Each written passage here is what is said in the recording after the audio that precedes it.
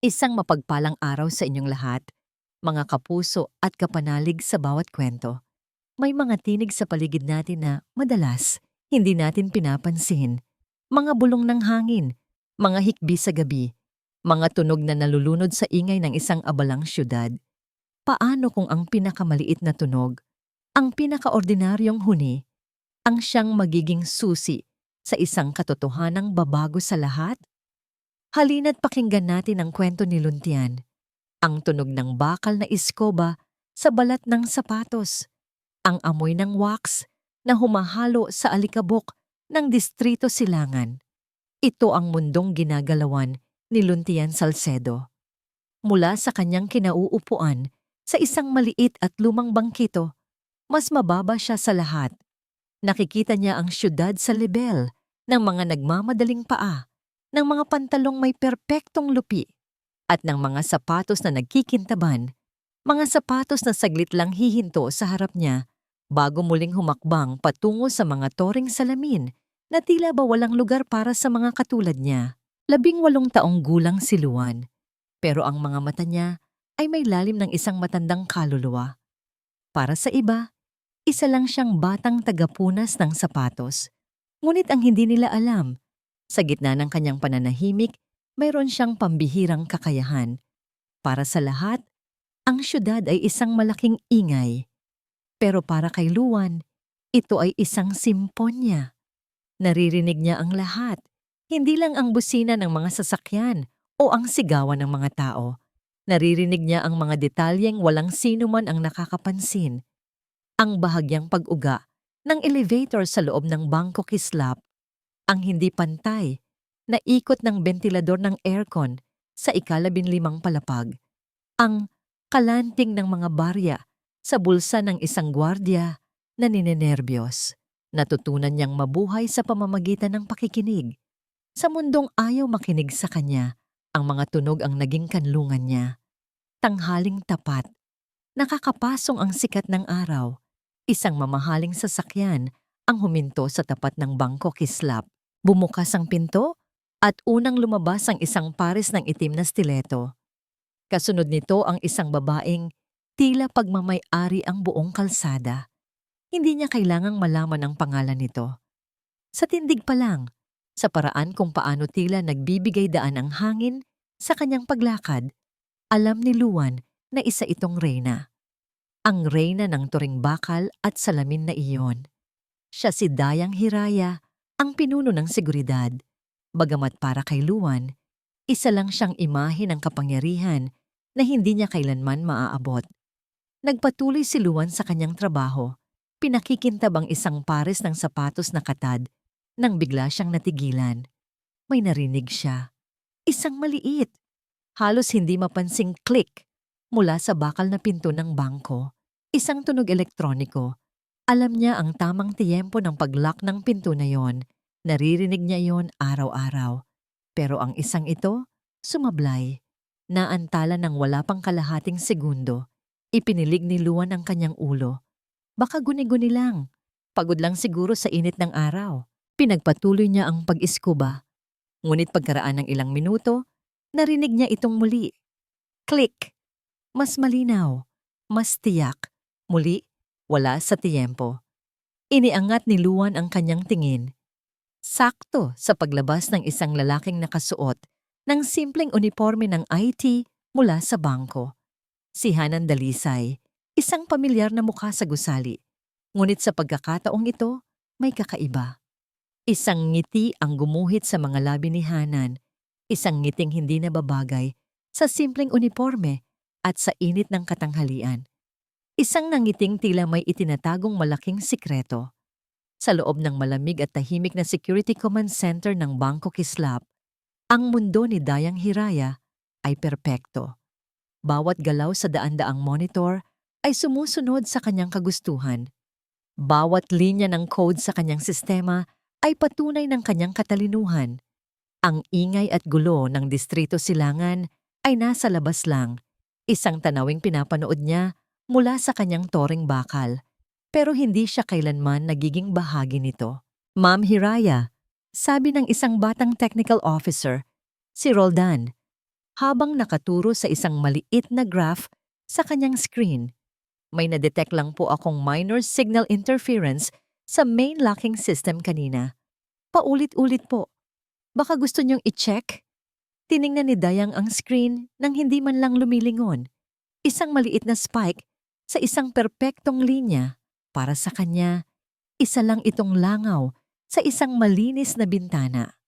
"It's nothing, Roldan," sagot niya. Ang boses ay malamig at may awtoridad. "System recalibration lang yan. Huwag mong palakihin ang maliliit na bagay. Our system is impenetrable. It corrects itself." "Yes, ma'am." Mabilis na sagot ni Roldan. Halatang napahiya at hindi na muling nagsalita. Para kay Dayang, ang pag-aalala ay isang kahinaan. At sa kanyang mundo, walang puwang ang kahinaan. Ang sistema niya ay ang pinakamoderno sa buong bansa. Isang obra maestra ng teknolohiya. Ang ideya na maaaring magkaroon ito ng kapintasan ay isang insulto sa kanyang pagkatao. Ilang sandali pa, pumasok si Hanan Dalisay sa command center. May dala siyang manipis na folder. "Ma'am Hiraya, tapos na po ang system diagnostics na pinagawa ninyo. Everything is running at 100% efficiency," sabi niya sa isang mahinahon at magalang na boses. Tumingin si Dayang kay Hanan. Sa lahat ng staff niya, si Hanan ang pinakamaaasahan. Tahimik, masipag, at hindi marunong kumuwestiyon. Isang perpektong sundalo sa kanyang perpektong kaharian. "Good job, Hanan," sabi ni Dayang, kasabay ng isang tipid na ngiti. Ito na ang pinakamataas na papuring maibibigay niya. "Keep it up. Dahil sa'yo, alam kong laging perpekto ang takbo ng sistema ko." "Salamat po, ma'am," sagot ni Hanan. Bahagyang yumuko bago umalis. Naiwan si Dayang na mag-isa sa gitna ng kanyang mga monitor. Muli niyang sinulyapan ang tanawin ng syudad mula sa kanyang malaking bintana. Ang mga tao sa ibaba ay parang mga langgam, abala sa kanilang mga mumunting buhay. Hindi nila alam na mula sa itaas, binabantayan niya sila. Pinapanatili silang ligtas. Siya ang reyna at ito ang kanyang tore. Walang sino man o anuman ang makakabuwag nito. Bumalik siya sa kanyang mesa at binuksan ang kanyang email. May isang system-generated na mensahe sa pinakaitaas ng kanyang inbox. Ang subject: "Automated alert. Irregular activity detected. Old mechanical lock access port." Hindi niya ito binuksan. Sa isip niya, isa na namang spam mula sa isang lumang sensor na dapat ay matagal nang na-deactivate. Sa isang click, binura niya ito. Isa lang itong basura sa kanyang perpektong sistema. Isang mahinang sirena ang pumunit sa init ng hapon. Hindi ito malakas na parang alarma sa sunog, kundi isang paulit-ulit na tunog na tila ba isang paalala. Kasunod nito, isang boses na walang emosyon, parang robot, ang umalingaw-ngaw mula sa mga speaker sa labas ng Bangko Kislap. "Attention!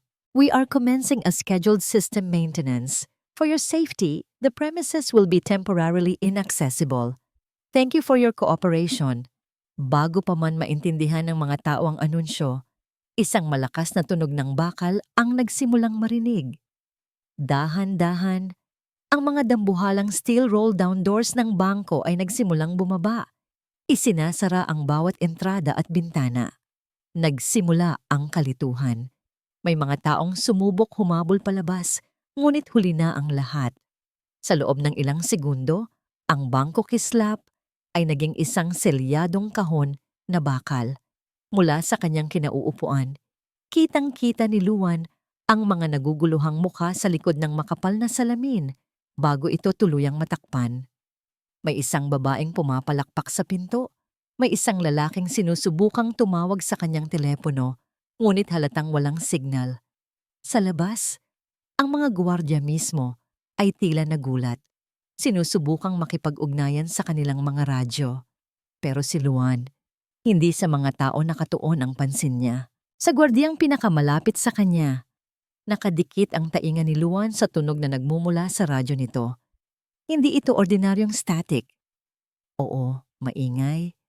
Oo, magulo. Pero may pattern. Isang maikling loop ng ingay na umuulit bawat 3 segundo. Perpekto. Masyadong perpekto. Naalala niya ang kanyang ama, si Gunita, isang sound technician. Isang hapon, habang nag-aayos ito ng isang lumang radyo, itinuro nito sa kanya. Ang pekeng tunog, Luan, sabi ng ama niya, ay laging masyadong perpekto. Ang totoong ingay, ang totoong katahimikan, hindi kailanman nauulit. Kasabay ng pekeng tunog mula sa radyo, narinig ni Luan ang isang bagay mula sa loob ng bangko. Isang tunog na hindi dapat naririnig sa gitna ng ganitong kaguluhan. Ang mga yabag ni Hanan Dalisay. Hindi ito mga yabag ng isang taong natataranta. Hindi ito takbo ng isang taong nag-aalala. Ito ay mga yabag na kalmado, may sukat at may direksyon. Isang tunog ng isang taong kumikilos ayon sa isang perpektong plano. Dito na niya pinagtagpi-tagpi ang lahat. Ang huni na wala sa tiyempo. Ang ngiti ni Hanan. Ang pekeng static sa radyo. Hindi ito maintenance. Bulong ni Luan sa kanyang sarili. Ang puso niya'y nagsimulang tumibok ng mabilis. Ito ay isang bitag. Alam niyang walang maniniwala sa kanya. Sino nga ba naman siya? Isang hamak na tagapunas ng sapatos, ngunit hindi niya kayang manatili lang doon at makinig habang ang isang perpektong krimen ay nangyayari sa kanyang harapan. Ang kanyang mga mata ay napako sa isang madilim na eskinita sa likod ng bangko. Isang lugar na laging iniiwasan ng mga tao. Doon, malapit sa mga basurahan, ay may isang malaki at kinakalawang na ventilation grate. Luma na, pero alam niyang konektado iyon sa pinakailalim ng gusali. Hindi na siya pwedeng manatiling tagapakinig lamang. Kailangan niyang pumasok sa loob. Ang bakal ng bentilador ay malamig sa mga daliri ni Luan. Madilim sa loob. Napakadilim. Ang amoy ng alikabok at lumang metal ang sumalubong sa kanya. Ngunit para kay Luan, ang kadilimang ito ay hindi nakakatakot. Ito ay isang bagong uri ng musika. Naririnig niya ang pagpatak ng tubig mula sa isang tubo sa hindi kalayuan. Ang mahinang ugong ng mga makina sa ilalim ng lupa. At ang pinakamahalaga, naririnig niya ang pinakamahinang lagaslas ng hangin na nagmumula sa mas malalim na bahagi ng gusali. Iyon ang direksyon na kailangan niyang puntahan. Pa, naalala ni Luan ang sinabi ng kanyang ama isang beses habang nakatingin sa isang malaking gusali sa Makati. Ang bawat gusali na mayaman, gaano man kamoderno, ay may puso na luma at may kalawang. Kailangan mo lang malaman kung saan hahanapin. Sumusunod sa gabay ng kanyang pandinig at sa alaala ng mga salita ng ama, gumapang si Luan. Ang kanyang mga damit ay agad na nagkapansya ng itim na dumi. Ang kanyang mga kamay ay kumakalmot sa mga pader na magaspang. Bawat tunog ay kanyang pinakikinggan. Ang pagkalansing ng metal, ang paggalaw ng alikabok, ang tunog ng sarili niyang paghinga. Nakarinig siya ng isang bahagyang pagkaluskos sa di kalayuan. Huminto siya. Nakinig. Hindi ito tunog ng makina. Hindi rin ito tunog ng daga. May ritmo ito. May layunin. Ito ay mga yabag. Papalapit. Mabilis na iniliban ni Luan ang kanyang tingin. Sa kanyang kaliwa, isang makapal na bakal na pinto ang nakatayo. Halos natatakpan ng mga lumang tubo. May maliit itong susian, halatang hindi na ginagamit. Pero sa tabi nito, may isang lumang mekanismo na natatakpan ng alikabok. Ito na siguro yon, isip niya. Nagmadali siyang gumapang papunta sa pinto. Ang tunog ng mga yabag ay papalapit na. Nararamdaman niya ang pagbigat ng hangin, parang may paparating. Dinaman niya ang mekanismong nasa tabi ng pinto. Ito ay isang lever, isang lumang safety lock na gumagamit ng bigat at gears. Alam niya ang ganitong sistema. Ang ama niya ay nagtrabaho sa pag-install ng mga ito noon. Habang papalapit ang tunog, Nararamdaman ni Luan ang panginginig ng kanyang mga kamay, hindi dahil sa takot, kundi sa determinasyon. Kailangan niyang gawin ito para sa ama niya, para sa hindi niya pagiging invisible. Ibinigay niya ang lahat ng kanyang lakas sa paghila pababa ng lever. Gumana ito ng may pagkalansing at pagdaing ng lumang bakal. Ngunit hindi ito sapat. Ang mga yabag ay nasa likuran na niya ngayon. Anong ibig sabihin ninyong hindi ninyo mapasok? Ang sigaw ni Dayang Hiraya ay umalingaw-ngaw sa loob ng command center. Halos mabasag ang telepono sa tindi ng pagkakahawak niya.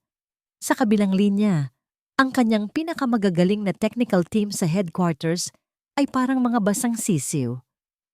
May firewall na hindi natin mabypass, ma'am. Parang multo. Isang administrator na hindi nakarehistro sa sistema ang may hawak sa lahat. Wala kaming magawa. Ibinagsak ni Dayang ang telepono. Ang sterile at malamig na hangin ng silid ay tila biglang naging napakabigat. Halos hindi niya mahinga sa kauna-unahang pagkakataon sa kanyang karera. Nawalan siya ng kontrol. Ang kaharian niya ay sinakop at siya ay naging isang bilanggo sa sarili niyang trono. "Ma'am, kalma lang po," sabi ni Hanan Dalisay mula sa kanyang tabi. Ang mukha nito ay puno ng pag-aalala. Ang mga daliri ay walang tigil sa mabilis na pagtipa sa keyboard. "Sandali na lang po, ma'am. Sinusubukan kong hanapin ang pinanggagalingan ng atake. Mahahanap ko rin ang butas." Tumingin si Dayang sa kanya. Isang bahagyang pasasalamat ang gumuhit sa kanyang mukha. Sa gitna ng kaguluhang ito, si Hanan ang tanging kakampi niya, ang kanyang tapat na sundalo. Ngunit habang abala si Dayang sa pag-iisip ng susunod na hakbang, ang mga mata niya ay napadako sa mga monitor na nagpapakita ng main hall. Nakita niya ang mga mukha ng takot at pagkalito. Isang batang umiiyak sa bisig ng kanyang ina. Isang matandang lalaking nakahawak sa kanyang dibdib. Hindi sila mga numero, hindi sila data. Sila ay mga totoong tao na naipit dahil sa isang sistemang ipinagmalaki niyang perpekto. Isang maliit na tinik ng konsensya ang nagsimulang tumusok sa kanyang puso. Lingid sa kanyang kaalaman, sa ilalim ng mga komplikadong linya ng code na ipinapakita ni Hanan, may isang maliit at nakatagong window sa kanyang monitor. Isang progress bar, kulay berde. Dahan-dahang gumagapang, file transfer, 78%, 79%. "Ma'am, malapit ko nang mahanap," sigaw ni Hanan. Ang boses ay puno ng pag-asa. Isang perpektong pag-arte, ngunit hindi na ito narinig ni Dayang. Ang kanyang isip ay biglang lumipad pabalik. Ang minor signal interference na sinabi ni Roldan. Ang perpektong diagnostic report ni Hanan. Ang pagdating niya kanina. At parang isang kidlat, bigla niyang naalala. Ang email. Ang alertong binura niya nang hindi man lang binabasa. Automated alert. Irregular activity detected. Old mechanical lock access port. Isang panlalamig na gumapang sa kanyang buong katawan. Mas malamig pa sa aircon ng silid. Bigla niyang naunawaan. Ang atake ay hindi nagmula sa labas. Ito ay isang kabayong Trojano. At siya mismo ang nagbukas ng mga tarangkahan. Ang mga yabag ay hindi huminto. Nagpatuloy ito sa paglakad, papalayo, hanggang sa ang tunog nito ay tuluyang nilamon ng ugong ng mga makina. Nakahinga ng maluwag si Luan. Hindi siya ang hinahanap.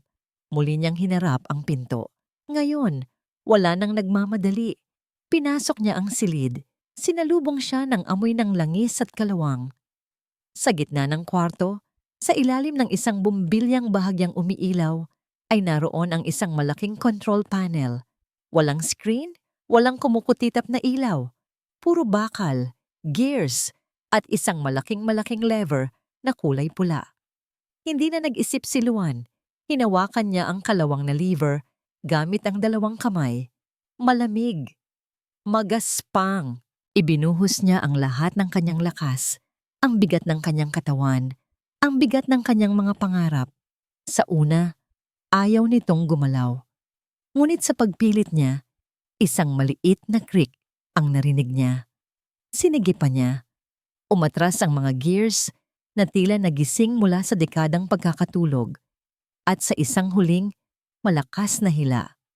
Isang nakakabinging kalampag ang umalingaw-ngaw sa buong silid, kasabay ng panginginig ng sahig. Sa command center, nagmamadaling binuksan ni Dayang ang kanyang trash folder. Ang kanyang mga daliri ay nanginginig habang nag-i-scroll. Nasaan na yon? Nasaan? Nakita niya. Automated alert.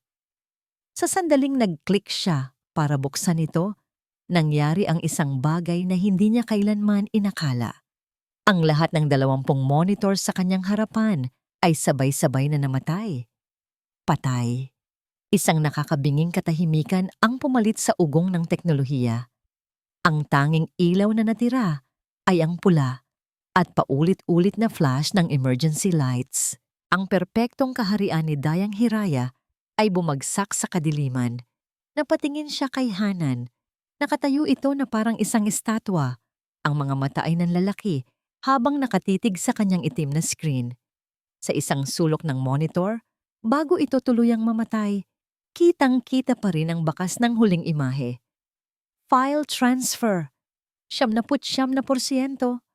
Binalik ni Dayang ang tingin sa sarili niyang screen, kung saan nabasa niya ang buong mensahe ng email bago magdilim ang lahat.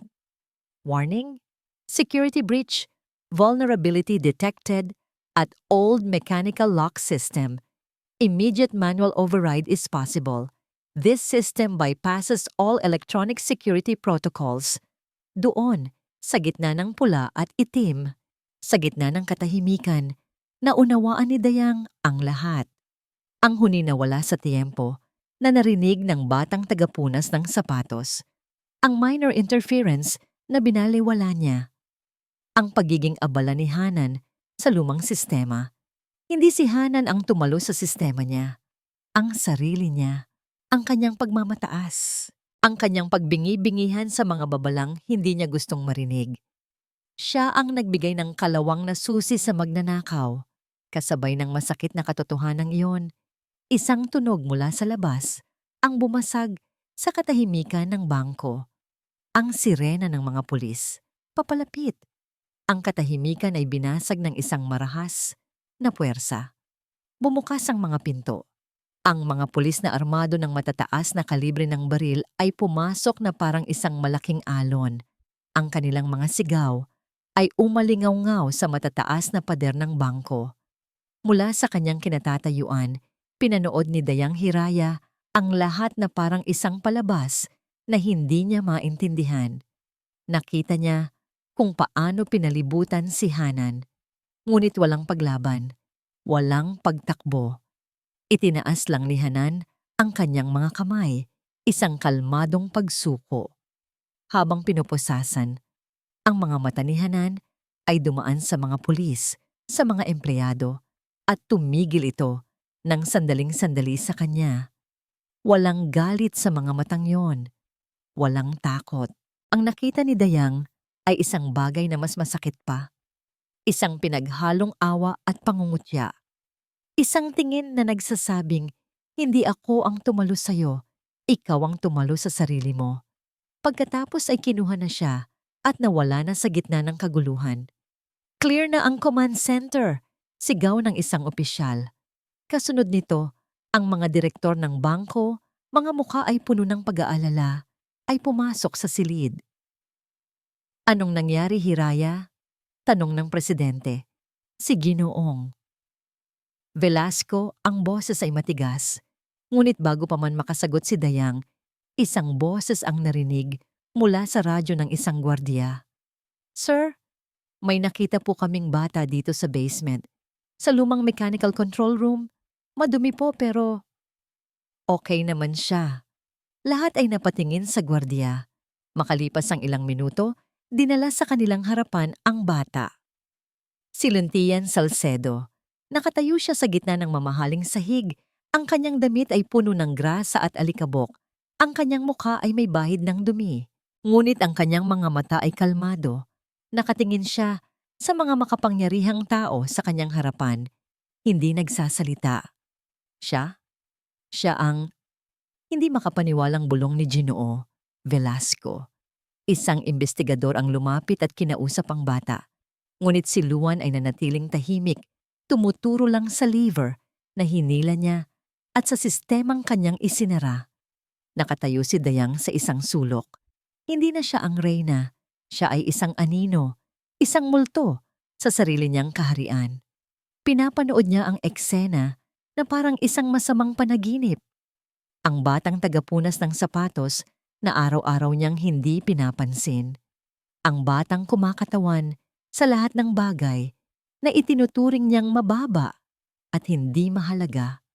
Ang batang ito ang siyang nagligtas sa kanila. Ang kahihiyan ay parang isang kumunoy na dahan-dahang lumalamon sa kanya. Habang nag-uusap ang mga direktor kung anong gagawin, narinig ni Dayang ang sinabi ng punong investigador kay Ginoo. Velasco sa isang tabi. May kakaiba sa kasong ito, sir. Ang hacker, alam niya kung saan eksakto ang kahinaan ng sistema. Hindi ito basta-bastang pagnanakaw lang. May impormasyon siyang nakuha mula sa loob. Kailangan naming imbestigahan ng mas malalim ang security protocols ni Miss Hiraya. Ang mga salitang yon ay tumusok sa puso ni Dayang na parang isang patalim. Ang lahat ng mga mata na kanina'y nasa bata ay dahan-dahang bumaling sa kanya. Ang silid investigasyon ay puti, malamig, at walang kaluluwa. Taliwas na taliwas sa command center kung saan sanay si Dayang Hiraya. Dito, wala siyang kontrol, wala siyang mga monitor, wala siyang kapangyarihan. Tanging isang mesa, 3 upuan, at ang mga matang mapanuri ng 2 investigador. Miss Hiraya, sabi ng isa, ang boses ay walang emosyon. Alam niyo ba na ang sistema ninyo ay nagpadala ng isang critical alert 3 oras bago ang insidente? Tumango si Dayang, hindi makatingin ng diretso. Alam ko. At ano ang ginawa ninyo pagkatanggap ninyo ng alert na ito? Isang mahabang katahimikan. Ang tunog lang ng paghinga ni Dayang ang maririnig. Ang kanyang pagmamataas ay nakikipagbuno sa katotohanang hindi na niya maitatago. Miss Hiraya, pag-uulit ng investigador. Tinanggal ko. Halos pabulong na sagot ni Dayang. Binura ko ang email. Ang pag-amin na yon ay parang isang hatol. Kinabukasan, isang sobre ang naghihintay sa kanyang opisina. Isang security personnel ang nag-abot nito, hindi man lang siya tinitingnan sa mata. Sa loob, isang maikling sulat lang. Indefinite suspension. Pending further investigation. Pagkatapos niyang basahin, 2 staff mula sa HR ang dumating. Tahimik nilang inilagay ang kanyang mga personal na gamit sa isang kahon. Isang rolyo ng brown packaging tape ang ginamit para selyuhan ang pinto ng kanyang opisina. Ang tunog ng pagdikit ng tape sa bakal ay parang tunog ng pagsasara ng isang kabaong. Ang kabaong ng kanyang karera. Ang pinakamasakit na bahagi ay ang paglakad palabas, ang pagdaan sa lobby ng bangko. Bawat empleyadong madaanan niya ay biglang yumuyuko, nagkukunwaring may ginagawa. Ngunit nararamdaman niya ang kanilang mga mata. Naririnig niya ang kanilang mga bulungan. Si Dayang Hiraya, ang reyna, ang henyo, ay isa na ngayong kahihiyan. Ang kanyang tore ay gumuho. Nakarating siya sa kanyang mamahaling condominium unit. Ang lugar na dati simbolo ng kanyang tagumpay ay tila isa na ngayong malawak at malungkot na kulungan. Hindi niya binuksan ang ilaw. Umupo siya sa dilim, sa gitna ng kanyang sala, nakatingin sa mga tropeyo at mga plaque ng pagkilala na nakahilera sa isang pader. Best in Security Innovation, Risk Manager of the Year, The Guardian Award. Bawat isang parangal ay tila isang insulto, isang paalala ng kanyang pagiging bulag. Hindi teknolohiya ang nagpabagsak sa kanya, hindi isang henyong hacker, isang batang tagapunas ng sapatos na may kakayahang makinig. At siya, na may pinakamodernong kagamitan para makinig sa buong syudad, ay naging bingi sa pinakamahalagang babala. Napapikit siya ng mariin, hinahayaang lamunin siya ng kadiliman at ng bigat ng kanyang pagsisisi. Nang bigla, isang tunog ang bumasag sa katahimikan. Tok! Tok! Tok! Nagulat si Dayang. Sino ang pupunta sa kanya ngayon? Dahan-dahan siyang tumayo. Ang mga binti ay tila nanghihina. Naglakad siya papunta sa pinto at sumilip sa peephole. Ang kanyang puso ay biglang kumabog ng malakas. Nakatayo sa labas ng kanyang pinto, nakayuko. Ang mga kamay ay nasa magkabilang gilid ay si Luntian Salcedo. Binuksan ni Dayang ang pinto. Sa harap niya, nakatayo si Luan, ang batang nagpabagsak at kasabay na nagligtas sa kanyang mundo. Ang damit nito ay malinis na ngayon, ngunit ang postura ay pareho pa rin. Bahagyang nakayuko, na parang laging handang umiwas. Anong kailangan mo? Tanong ni Dayang. Ang boses ay magaspang dahil sa hindi pag-imik ng matagal. May halong galit, hiya at pagtataka. Nandito ka ba para pagtawanan ako? Para makita ang reynang bumagsak? Umiling si Luan. Hindi siya tumingin sa mga mata ni Dayang. Ang tingin niya ay nakapako sa sahig na parang doon siya kumukuha ng lakas. May tanong lang po ako, sabi niya. Ang boses ay mahina, halos isang bulong. Ano? Nag-angat ng tingin si Luan. Sa kauna-unahang pagkakataon, nagtama ang kanilang mga mata. At sa mga mata ng bata, walang panghuhusga, walang galit, tanging isang malalim na pag-usisa. Narinig ko po kasi, simula ni Luan. Narinig ko po yung tunog na wala sa tiyempo. Kasi po, araw-araw, yun lang ang pinakikinggan ko. Pero kayo po, nasa loob kayo. May mga kamera kayo. May mga sensor. Bakit? Bakit po hindi ninyo narinig? Ang tanong ay simple. Ngunit para kay Dayang, ito ay parang isang malakas na sampal. Hindi ito isang akusasyon. Ito ay isang tanong na nagmula sa purong katotohanan. Sinubukan niyang sumagot gamit ang kanyang dating sarili. It was a system anomaly, a ghost protocol, exploiting a legacy hardware flaw. Pero ang mga salita ay parang abos sa kanyang bibig. Walang lasa, walang bigat. Sa harap ng simpleng tanong ng bata, ang lahat ng kanyang kaalaman sa teknolohiya ay naging walang kwenta. Hindi ko narinig. Pag-amin niya sa wakas, ang boses ay basag. Hindi ko narinig kasi hindi ako nakikinig. At sa mga salitang yon, ang huling pader na nagpoprotekta sa kanyang puso ay tuluyan ng gumuho. Ang mga luhang matagal na niyang pinigilan ay bumuhos na parang isang sirang dam. Umiyak siya. Hindi dahil sa nawala niyang trabaho o reputasyon, kundi dahil sa katotohanang ngayon niya lang naunawaan. Ang kanyang pinakamalaking kahinaan ay ang kanyang pinakamalaking kalakasan, ang kanyang pagtitiwala sa sarili. Kinabukasan, nasa ibang silid na si Luan, isang malawak na boardroom sa pinakatuktok ng gusali ng bangko. Ang sahig ay kumikinang. Ang mesa ay gawa sa isang buong piraso ng madilim na kahoy. Nakaupo sa paligid nito ang mga pinakamakapangyarihang tao sa bangko kislap. Luntian, sabi ni Ginoong Velasco, ang presidente, na may pilit na ngiti. Ang bangko ay habang buhay na may utang na loob sa iyo. Ang iyong katapangan at ang iyong pambihirang pandinig ay nagligtas sa institusyong ito. Inilapag niya sa mesa ang isang sobre. Ipinadulas niya ito papunta kay Luan. Sa loob, kitang-kita ang isang tseke. Ang mga numero ay napakarami. Sapat na para bayaran ang utang sa ospital ng kanyang ama ng 10 beses. Sapat na para hindi na siya muling umupo sa bangkito sa kalsada.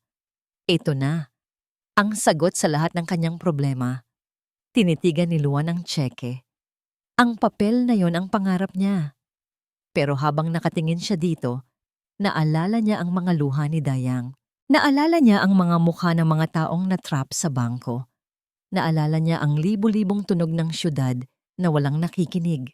Dahan-dahan, gamit ang dalawang daliri, itinulak niya pabalik ang sobre. Isang nakakabinging katahimikan ang bumalot sa boardroom. Nagkatinginan ang mga direktor, hindi makapaniwala. Bata, sabi ni Ginoong Velasco na wala na ang ngiti. Alam mo ba kung gaano kalaking halaga yan? Tumango si Luan. At sa unang pagkakataon, sa harap ng maraming tao, nagsalita siya ng may bigat at linaw. Opo, pero hindi po pera ang kailangan ko. Kung gayon, ano? Narinig ko po ang panganib. Kasi ang mga katulad ko, laging nakikinig. Nakikinig po kami sa yabag ng mga tao, sa tunog ng makina sa bulong ng hangin. Kasi po, sa pakikinig nakasalalay ang buhay namin. Ang problema po, walang nakikinig sa amin. Tumingin siya sa bawat direktor. Ang kanyang mga mata ay hindi na nahihiya. Huwag niyo po akong bigyan ng pera.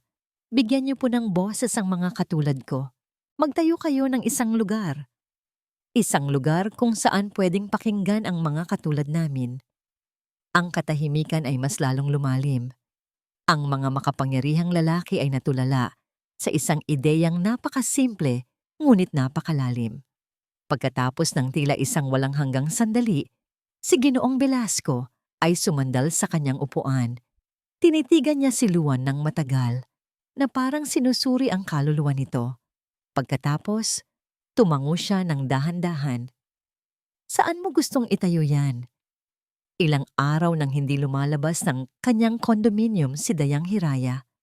Ang tanging kasama niya ay ang katahimikan at ang paulit-ulit na pag-play sa kanyang isip ng mga pagkakamali niya.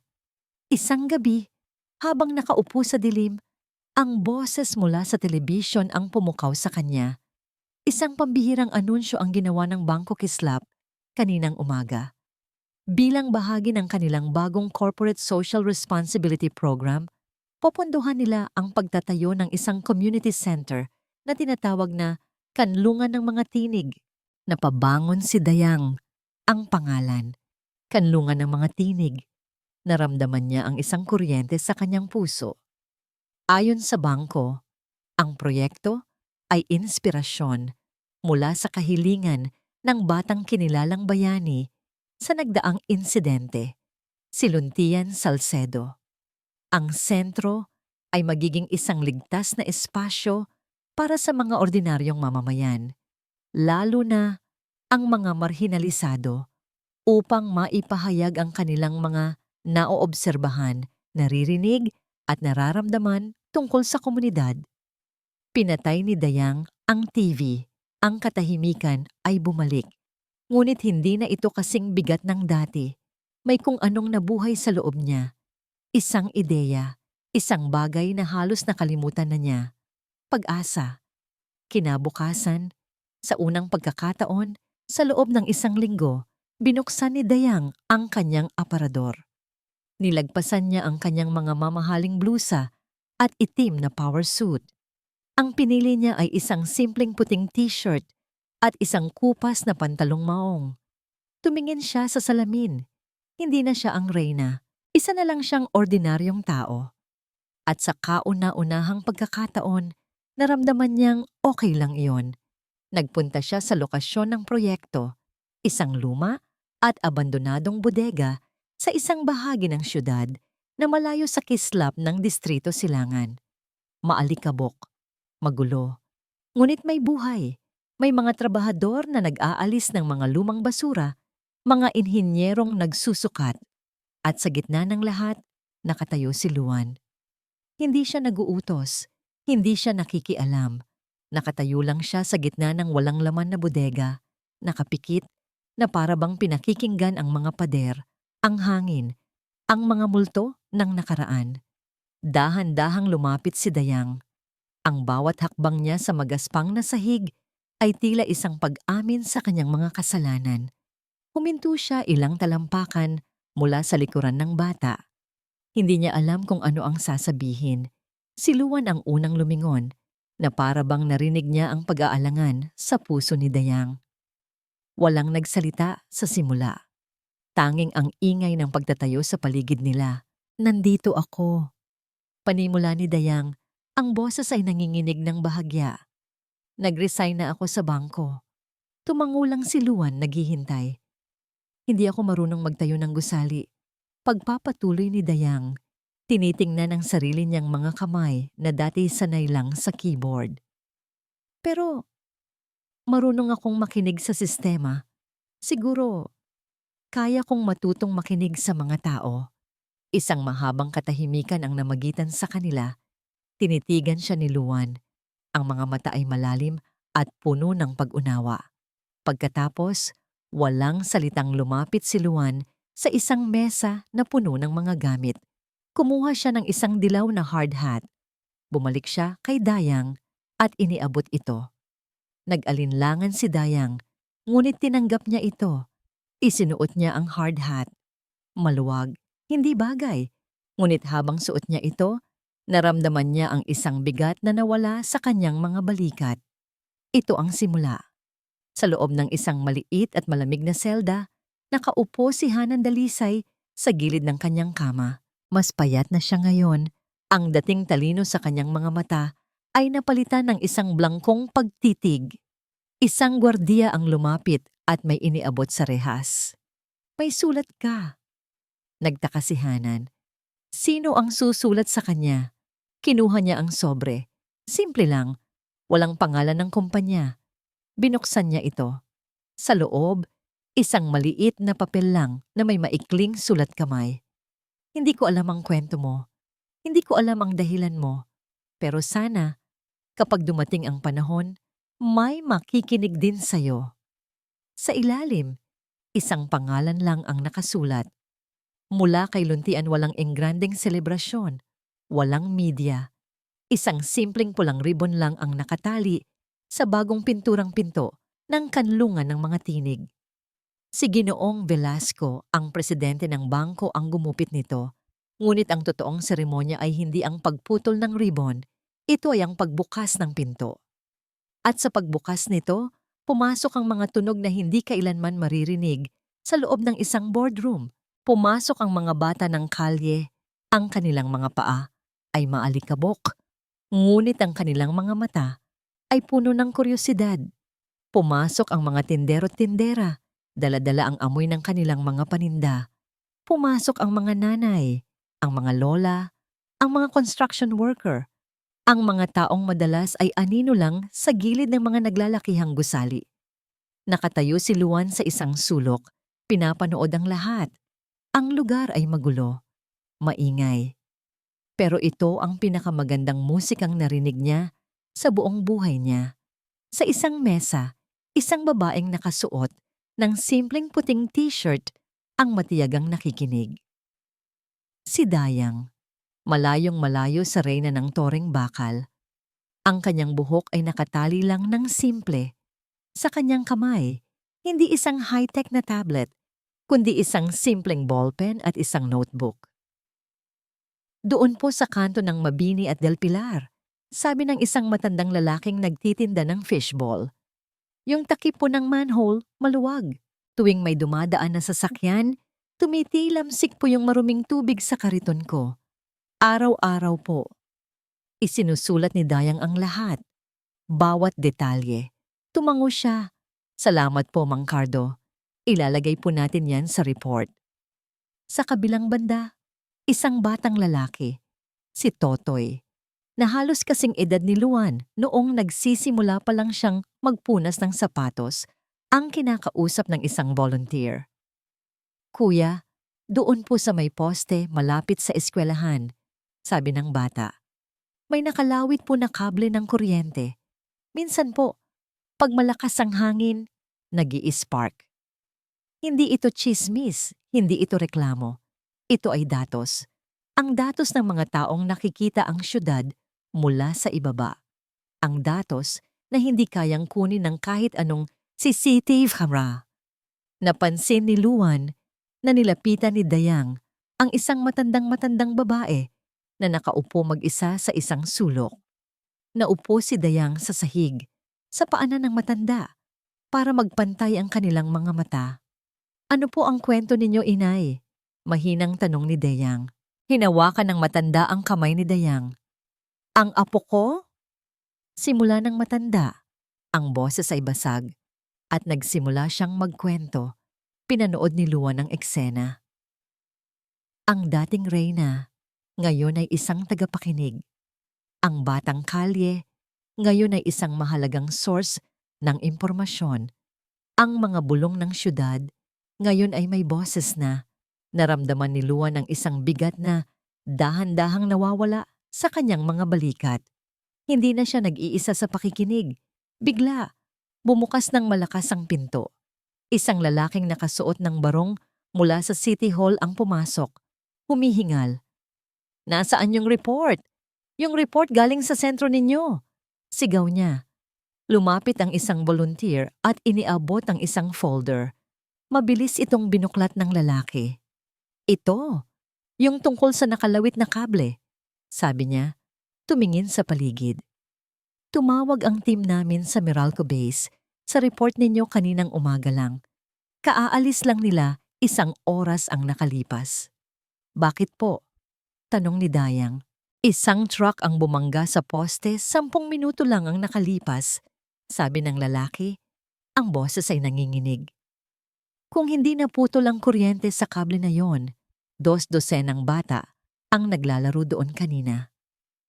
Isang nakakabinging katahimikan ang bumalot sa buong sentro. Ang halaga ng kanlungan ay hindi na isang teorya. Ito ay isang katotohanang kaliligtas lang ng buhay. Ilang buwan na ang lumipas. Ang kanlungan ng mga tinig ay hindi na lamang isang proyekto. Isa na itong institusyon, isang tibok ng puso sa isang sulok ng syudad na dati walang boses. Sa isang news report sa TV, tinawag itong the city's first line of defense, powered not by technology but by community. Sa loob ng sentro, sa isang maliit na silid-aralan, nakatayo si Dayang Hiraya sa harap ng isang grupo ng mga bagong volunteer. Wala na ang bakas ng reynang may toring bakal. Ang kanyang nangiti ay totoo. Ang kanyang mga mata ay may kislap na hindi kayang ibigay ng kahit anong screen ng computer. Tandaan ninyo, sabi niya sa mga nakikinig, ang pinakamahalagang gamit natin dito ay hindi ang ballpen o ang papel. Ito, sabi niya, sabay turo sa kanyang mga tainga. Ang unang hakbang sa pagtulong ay hindi ang pagsasalita, kundi ang pakikinig. Pakinggan ninyo hindi lang ang mga salita, kundi ang katahimikan sa pagitan ng mga ito. Nandoon madalas nagtatago ang totoong kwento. Sa labas ng silid, sa main hall, abala si Luan sa pag-aayos ng mga upuan. Hindi na siya ang batang nakayuko. Ang kanyang mga balikat ay tuwid na. Ang kanyang bawat galaw ay may layunin. Isang pamilyar na bata ang lumapit sa kanya, si Totoy. Ang batang nag-report tungkol sa kable ng kuryente. May dala itong isang piraso ng papel. Kuya Luan, para sa iyo po. Sabi niya, nahihiyang iniabot ang drawing. Kinuha ito ni Luan. Sa papel, may isang stick figure ng isang lalaki. Nakangiti ito.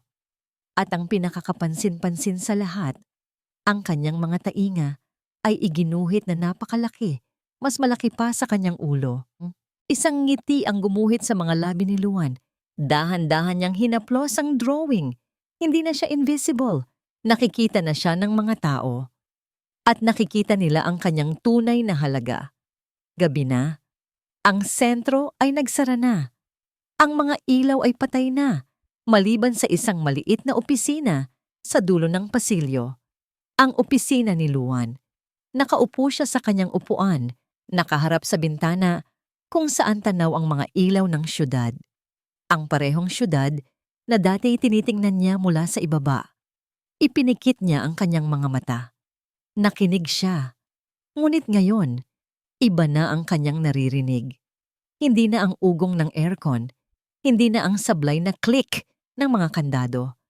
Ang naririnig niya ngayon ay ang mga multo ng mga tunog ng maghapon, ang tawanan ng mga bata na ligtas na naglalaro dahil sa isang report, ang kwentuhan ng mga ale sa community kitchen, ang kalansing ng mga tasa ng kape, ang tunog ng ballpen ni Dayang habang isinusulat ang kwento ng isang lola.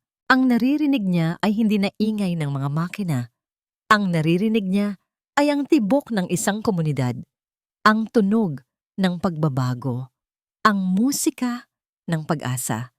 Sa gitna ng katahimikan ng kanyang opisina, sa kauna-unahang pagkakataon, sa kanyang buhay, naramdaman ni Luan ang tunay na kapayapaan. Hindi na lang siya ang nakikinig sa mundo. Dahil sa kanlungan na kanyang itinayo, ang mundo ay nagsisimula na ng makinig pabalik sa kanya. At si Luntian Luan Salcedo ay ngumiti. At dito po nagtatapos ang ating kwento.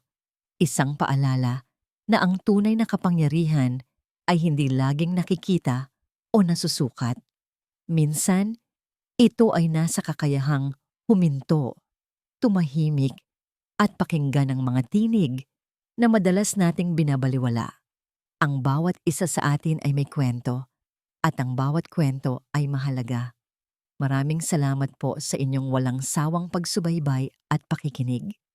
Kung mayroon kayong aral na napulot sa kwento ni Luan at ni Dayang, huwag po kayong mag-atubiling ibahagi ito sa comment section sa ibaba. Nais din naming malaman kung anong uri ng mga kwento pa ang gusto ninyong marinig sa mga susunod nating paglalakbay.